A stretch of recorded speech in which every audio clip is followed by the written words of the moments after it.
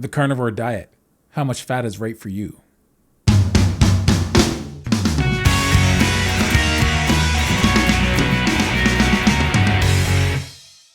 Well, shake and bacon, my name's Bruno Panucci. I hope you're doing well. I'm going to be starting this video off with an update and with my dog Canine. He is feeling really anxious right now. He's a rescue dog and it's like he has shell shock. He is just not good with hearing sounds from the neighbors. It really spooks him out. So he needed to cuddle with me for a little bit. So we're going to see how this goes. He may disappear at any given moment. So we'll start with an update on how I'm doing with this high-fat, moderate protein diet. So I'm doing carnivore. I've been doing carnivore for well over a year and a half. I'm getting closer to the 2-year mark now. And I've lost over 150 pounds total with carnivore. Between doing zero carb and carnivore, there is a bit of a difference.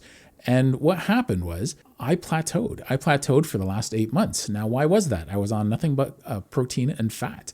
I've been fat adapted for a while. So I've recently switched to a high fat version of carnivore with multiple small meals a day. So without getting into the multiple small meals a day part too much, the goal of that is to have small insulin bumps through the day versus 1 or 2 large spikes. Because when people eat carnivore, they typically start naturally going down to 1 or 2 meals a day. And that creates a spike in their blood sugar. So with that spike, their insulin goes up. And if you're really insulin resistant, which I appear to be, what happens is you just don't get much weight loss. So I had my weight loss and then it leveled off, and it's been leveled off for just too long. So it's time to start tweaking this. And one of the ways I'm doing that is with multiple small meals. But as far as the food on a carnivore diet goes, I'm doing higher fat. I'm making sure to get a moderate amount of protein, 0.7 grams for every pound of ideal body weight. So I'm going for about a 200-pound mark. I probably only want to go down to about 220 or 240 at the lowest because I do have a lot of lean mass. I have 185 pounds of lean mass, and I'm going to try and build that up to 190 to 200 pounds of lean mass while I'm losing my weight. So we're going to see how that goes. Now that it's been a consistent 7 days of high fat, moderate protein, I've noticed my sleep has changed. I'm getting by on less sleep. I'm getting about 5.5 to 6 hours sleep a night, but I feel well rested when I wake up. This morning was probably the best. It's day 7. I felt really good waking up. I felt well rested and ready to take on the day. I don't have the desire to take naps through the day. I don't get tired after I eat. If anything, I get a bit of a boost in energy after I eat. So having a meal about every 3 hours or so really helps with my energy levels when it's a moderate meal. It seems to create less of a bump in my blood sugar. Instead of getting tired after 1 or 2 big meals, I find I just have energy, even keel all day long. And that's one of the benefits of having multiple meals a day. It's also one of the benefits of fasting. I know that, but it's also one of the benefits of multiple small meals a day. And I'm doing 4 small meals a day at the moment. Having balanced energy really works. I don't have the need to take a nap after I eat. It makes it easier to get to the gym or go for a walk with my dog. It's just all around good. I find I'm never hungry and I'm never full. So even when I do 1 or 2 meals a day, I'd only eat till I get satiated, but I would still get somewhat full, right? And I would sometimes be tired after a meal because I could have a couple pounds of food just in that one meal, depending on how much fat there was in it. If it was a lean cut of meat, I could have way more than 2 pounds. If it was a fatty cut of meat, I might only be able to have 1.5 pounds. But on average, it was easy to get 2 pounds in a meal. I've done this before with carbohydrates in my diet, doing multiple small meals a day, and I would get hangry after about 2.5 or 3 hours. I find on this carnivore lifestyle, where it's zero carb, I'm not hungry when I get to that 2.5 to 3 hour mark. I am at this point where I have to remind myself to eat because I'm never hungry and I'm never full. It's a nice place to be. So I'm making sure to get 0.7 grams of protein for every pound of body weight. So for me, that's about 140 grams of protein in the day, divided by 4 meals. So I'm getting about 35 grams of protein in a meal, and I'm doubling that for my fat. So I'm going for 70 grams of fat in a meal, minimum. I may tweak that down the road, but I'm going to try and do this for the minimum of 3 months. I may tweak it for the 4th month, depending on how I'm doing. One thing I didn't expect so far was to feel this good throughout the day. Almost like a fasting feeling. You know that feeling you get when you've been fasting for a day, 2 or 3 days? If you've ever tried fasting and you just get to this point where you feel really good, your energy's good, your mind is clear, your joints feel great. I get a lesser version of that doing what I'm doing because the one thing both of those things do, multiple small meals and fasting, is they create lower insulin in the body. But I was clearly insulin resistant enough that it was affecting my weight loss and how I felt through the day. I may start having some more fat before I go to sleep. just to see if it helps me sleep a little bit more through the night. Not that I feel like I need it, but I would like to try and go for at least 6 to 7 hours. So that brings us to the point, do you need high fat and moderate protein on a carnivore diet? Now, when you're starting a carnivore diet, my advice is to eat whatever you want. Eat as much meat, whatever kind of meat you want, as often as you want. I think that's the best way to go when you start a carnivore diet. The vast majority of people will lose a lot of weight doing that. They'll quickly find what foods they gravitate to, and they're going to figure out how often they have to eat. You're getting more in tune with your hunger signals. Now, the one thing you want to keep in mind is you always want to eat to get satiated. Now, you're going to find it's going to be difficult to get full doing a carnivore diet, and that's something I was always addicted to. You're going to get to the point where you just can't eat anymore. And someone could ask you, are you full? And you're like, no, I just can't eat anymore. And that's going to be an interesting place to be. You'll learn that you don't have to eat to get full. You can just eat till you get satiated. And then when you're hungry, you just repeat that. You just do it as often as you need to. Doesn't matter what time of the day you want to do it in. I'm not going to get into intermittent fasting in this video. I recommend the goal for the first minimum 3 months is just eat and stay comfortably satiated or full. I'm going to use those words interchangeably through this video because to me, they're virtually the same thing now. I always eat till I just feel comfortable. So eat till you're full. When you're hungry, eat again. Drink lots of water. You want to drink till your urine is lemonade color.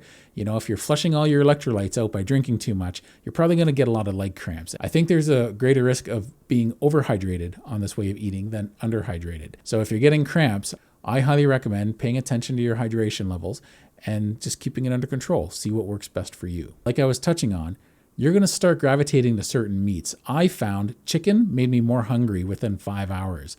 If I had that same volume of food in red meat or any ruminant animal, I would be satiated for the rest of the day. And that's how you start getting to the point where you're getting in tune with your hunger signals and you just eat when you're hungry.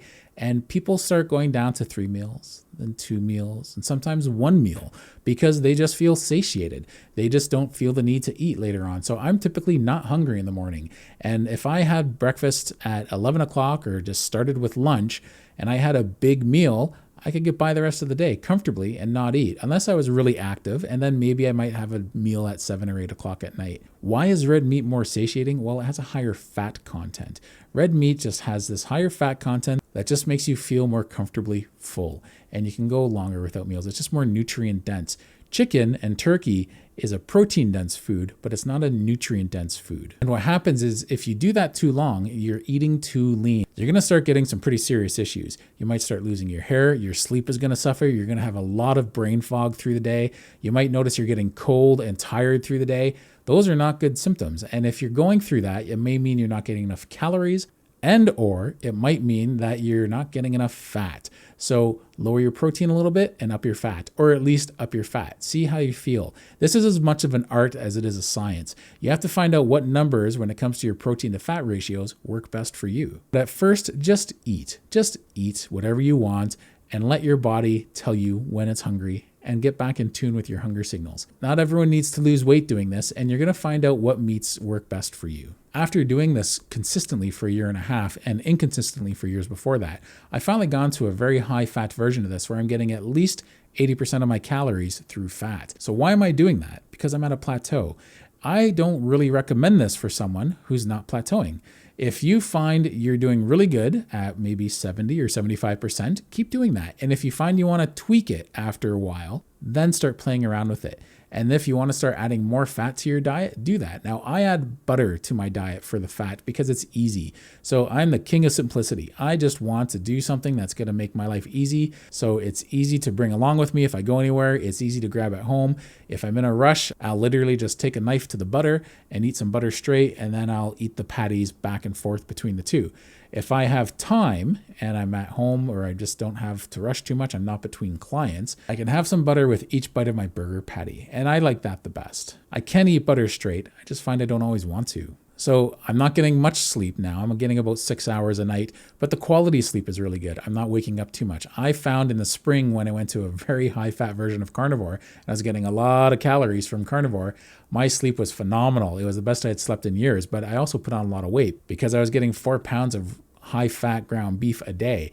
And I went up like 1,500 calories. I usually don't pay attention to calories, but that's what happened. And I put on a lot of weight in a short window of time. Now, typically that's the carnivore way of doing things. The traditional advice on carnivore is just up your fat. You would just add that fat to your existing day of protein. And what they're finding is that's not really good for people that are dealing with stubborn insulin resistance. Before anyone recommends I start fasting, without getting into it too much in this video, I can't fast. I have health problems that prevent me from fasting too long. I don't even want to do short fasts because these moderate amount of foods I'm getting in a day work well for me and I feel really good doing it. The best part is I'm losing weight doing it. I've lost 12 pounds in a month just fooling around with doing this, not even consistently. And I'm already losing more weight already this month, sticking to this 80-20 principle with moderate sized meals. So I have a Facebook group, and this Facebook group is for anyone who wants to join me along in my challenge that I'm doing from September through till almost the end of the year. And if anyone wants to try this high fat, moderate protein 4 meals a day, you're welcome to join. The link is below the video for the Facebook group, but I have some rules and I want you to pay attention to this. If you're not doing this challenge and you're just looking for a carnivore support group, this might not be the group for you. If you're thinking about doing this challenge and you just kind of want to dip your toe in the water and see how it's affecting other people, I get that. You can join the group, but please be a silent observer. Don't start posting other things about carnivore that aren't related to this 80-20 challenge with 4 meals a day. It's just going to confuse some of the people that are trying to do this challenge, and they're like, how come people are posting other things in here? I really don't want anyone posting anything off of a carnivore diet. I don't care if it's a beverage or just a little garnish or something like that. Short of seasoning, I just don't want anyone to mention that. Just because it's not a trigger for you, you have to keep in mind it doesn't mean it's not a trigger for someone else. If you're not dealing with stubborn insulin resistance, maybe high fat isn't the way to go. But if you find you're still getting a bit of brain fog, or maybe you're still having some constipation, raising your fat's going to correct those problems. It's just a matter of finding out what works best for you. Learn to get in tune with your body. Most importantly, in the first few months of doing carnivore, just eat and stay comfortably full. Start playing around with more complicated things later on, after you've become pretty stable and you don't have any temptations whatsoever. Give yourself a solid 3 months before you start fooling around too much with it. Thanks for watching the video. I hope you liked it. As I said, I'm going to have a link in the bottom of the video for my Facebook group and also my Instagram. So if anyone's interested in following along, you're more than welcome to. I really appreciate you watching and tuning into this video, following me along on my challenge. So I'm down over 150 pounds, and I think I'm going to be down to about 200 pounds by the end of 2022, just because it's going pretty well. I wouldn't be surprised. So thanks a lot and take care. I'll talk to you later.